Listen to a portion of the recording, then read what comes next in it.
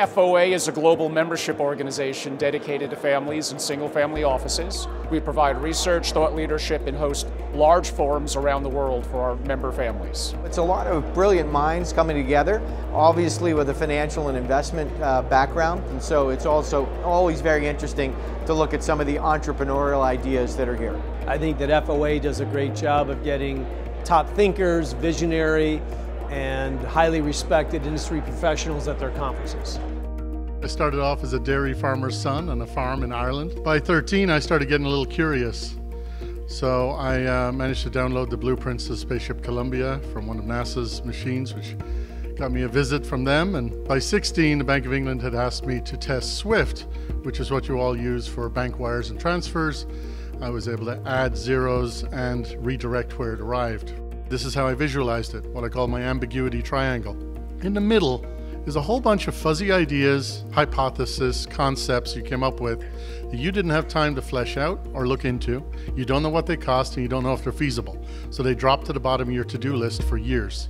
We take this middle layer off your hands and we call it Concierge Up.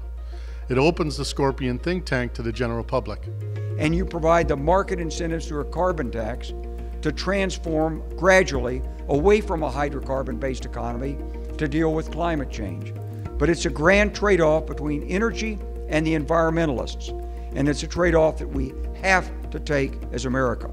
That's really important process. That discovery process is fundamental to invention. It is fundamental to innovation.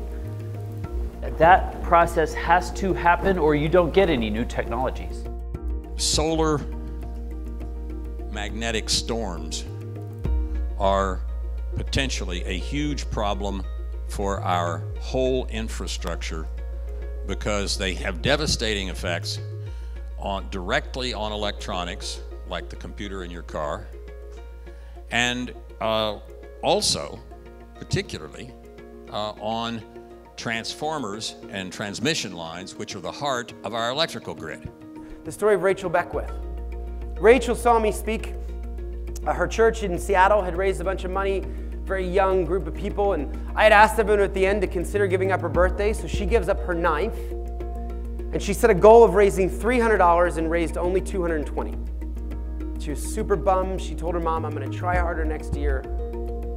I was in the Central African Republic at the time. I'd landed in New York and got a text from her pastor saying, Rachel's just been killed. And they said the family would like to open up her fundraising campaign and honor her last wish, which was for kids that she'd never met to have clean water instead of gifts or a party. She wound up raising over $1.2 million from over 60,000 people. Behind the scenes, to know that we took people that are putting millions of dollars of philanthropic capital into executing on projects, and other people that are putting millions of dollars of investment capital into development, that they're now all in the same pool. So to leverage the ideas from our presenters with that type of vibe, with that type of community that feels like they're activated, is a very powerful thing.